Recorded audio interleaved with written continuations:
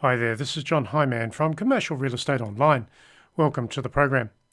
This is all about commercial real estate brokerage around the world: sales, leasing or property management, industrial, retail or office property. Indeed, this particular matrix I have used in many coaching activities and workshops around the world at different times over the last 10 years, and there are many thousands of things within this matrix. So today I'm going to focus on one particular area, and it's all about marketing. Before I do that, I'll just let you know that if you need more tips, tools and ideas on commercial real estate, you can visit the website, which is commercial-realestate-training.com. And even today, I loaded a special article relating to checklists in commercial real estate brokerage. So you can get plenty of tips, tools and ideas from that particular article there relating to a checklist to brokerage today. So please check out the article and, of course, visit the website. So let's go a little bit further now and look at things here for you. As I said, the topic here is all about marketing. And indeed, if you look at commercial real estate anyway, there's many different things to think about. So it's a personal marketing process, it's a listing marketing process, it's getting the message out to the right people in the right way. So what's marketing all about?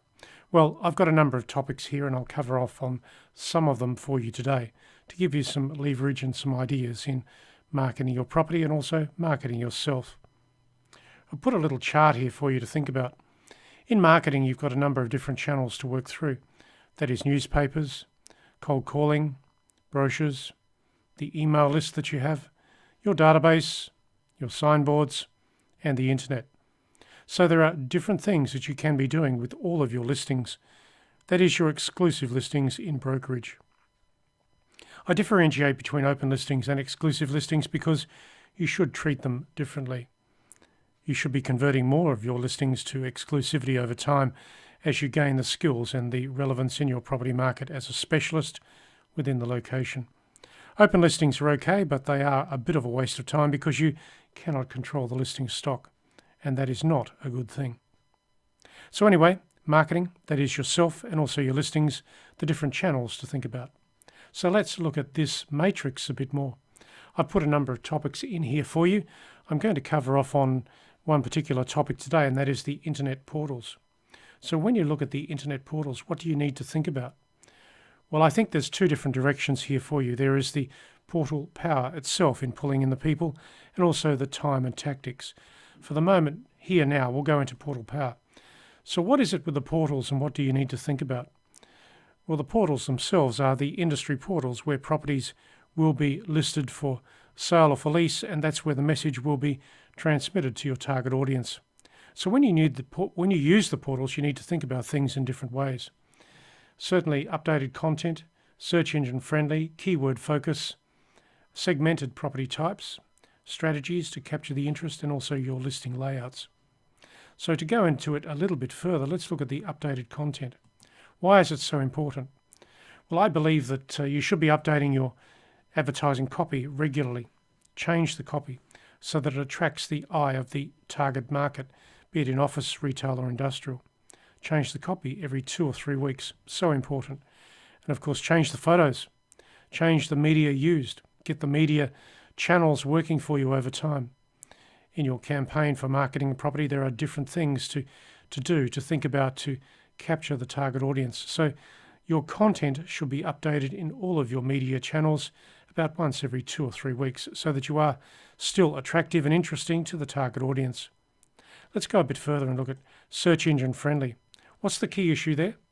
Well, you want to attract the search engines. You want to pull in the search engines.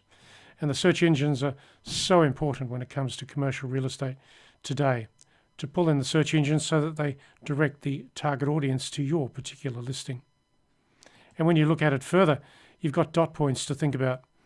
I usually say 3 or 4 dot points are adequate when it comes to getting the message out about your property listing. 3 or 4, maybe 5, but use the keywords, the headlines, the focus factors for the listing in your advertisement. So 4 dot points, 5 dot points, and some headlines. One thing you can do here is particularly use the books that are out there, reference books, to help you with your marketing. There's 2 books that you can get from Amazon or Kindle. One is Words That Sell and the other one is Phrases That Sell. Two very good books. They're not expensive, and I usually recommend that you download them into your phone, your tablet, or your computer so that you can access the book anywhere when it comes to creating headlines in commercial real estate. The Phrases That Sell will give you some words to add to your property description so that you're designing a very good headline for your property advertisement. So let's go further and say, well, social media exists. Everyone knows about social media and just about everyone uses it. The unfortunate thing is that most people don't use it very well in commercial real estate. To use social media, don't use too many channels. Use only 2 or 3, and then use those channels deeply, frequently. You need to be posting social media about 2 or 3 times a week, at least. So if you have 3 channels, that's achievable. If you have 5 channels of social media, it's not achievable. Think about it. Make sure that you're using your social media effectively and directly when it comes to your property listings. So that is point number 2. That is search engine friendly. Let's look at point number 3. Keyword focus. What's the big issue here? Well, the keywords are the things that attract the target audience. Let's say you have an office property or a shop in a shopping centre. Keywords can be designed around that particular type of property. You can design the keywords to suit the inquiry, the target audience. So within that, there are things to think about. And you will have a budget as to the marketing that you're putting out there, particularly if the vendor is paying for the marketing, and they should, particularly if it is an exclusive listing. And you will be focusing the keywords on the improvements of the property so the target audience can see the improvements and search for the improvements, maybe an office property, a retail shop, a shopping centre. Then you'll also put the location into the keyword focus as well. Let's just go back to this word budget. Perhaps something I should say here is that some people type a rental budget or a price budget into the search field in a search engine. That then says that you should have your keywords within the budget, rent or price sorted when it comes to that particular listing. Let's go a bit further and say, righto, the method of sale or lease. That is within the keyword focus. So you can be marketing the property for sale or for lease. Let's take a sales scenario. There are different ways of selling. That is auction, sale at a price, sale without a price, sale by tender, expressions of interest, or perhaps other methods, maybe exchange of property. So think about the method of sale or lease and feeding that into the keyword focus for your particular portal advertisement.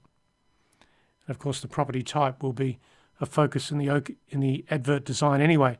The property type will be retail, office, or industrial. Maybe a location which is fed into that, and here's the word location again. Some people search the location and then they search the property type and then they search the size. So this says that your keyword focus, your description of property should pick up all of these things. When you do it correctly, you're going to optimize the inquiry that can come to your property advertisement.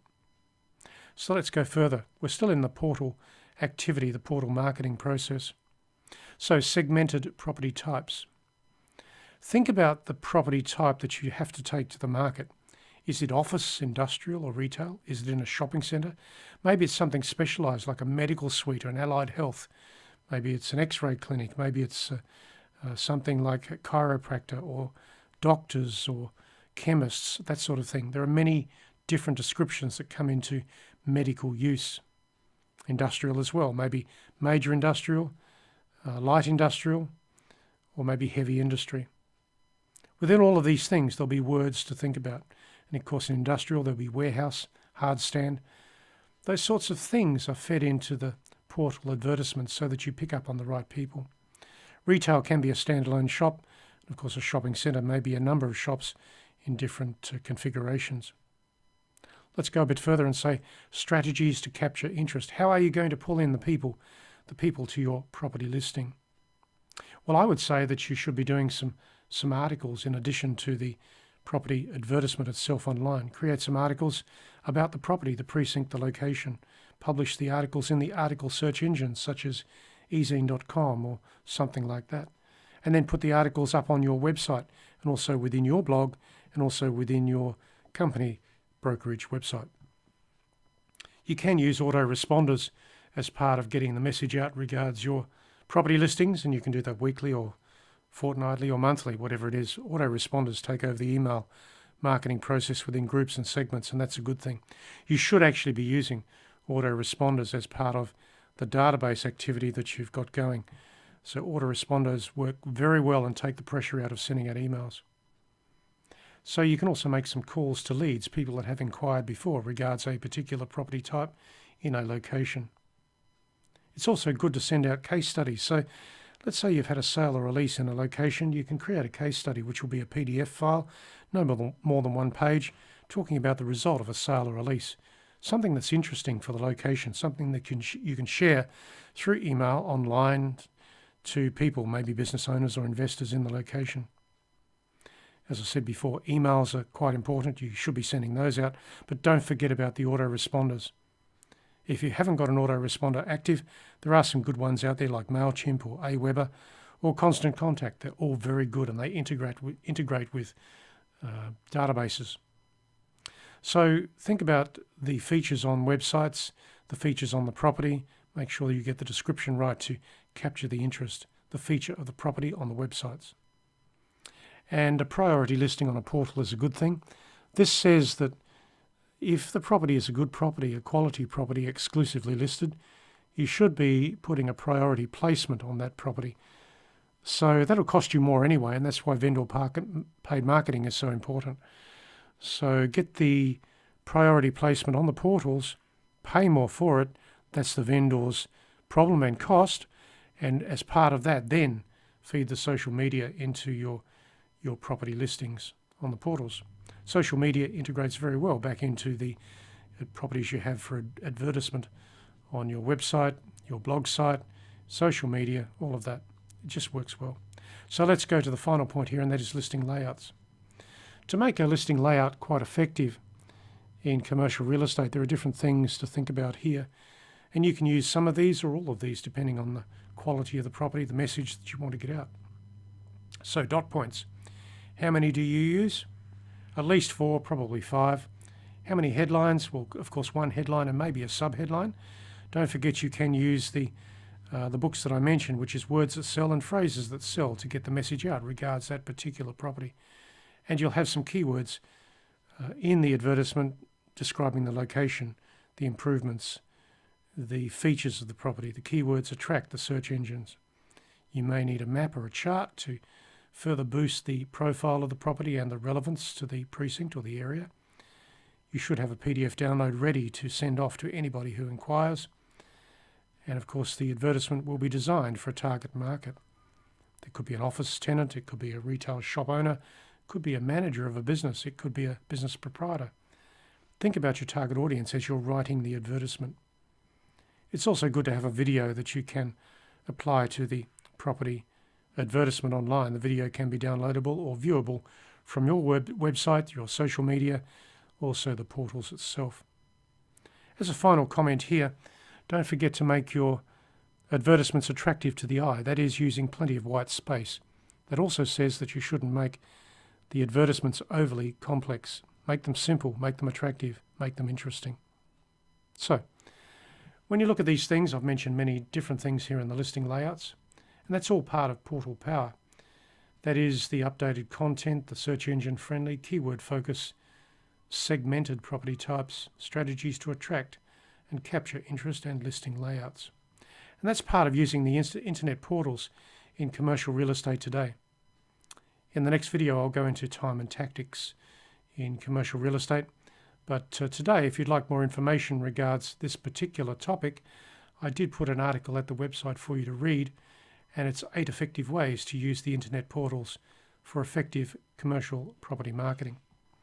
This article has been supplied there to you to help you understand how to market your property comprehensively in the real estate industry today, in any location, town or city. So that's the article. Search for it at the website, 8 ways to use your internet portals for effective commercial property marketing. So let's go back to the start here and say that in the next video we'll go further into marketing. But for the moment, this is Commercial Real Estate Online, and my name is John Hyman. As I said, in this matrix there are many thousands of things that I cover online and share information about when it comes to brokerage. Don't forget to check the website out.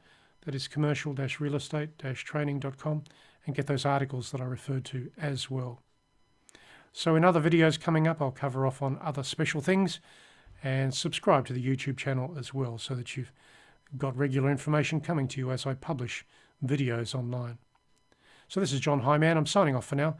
I look forward to catching you again when it comes to commercial real estate brokerage around the world. This is John Hyman signing off. I'll catch you again very soon online.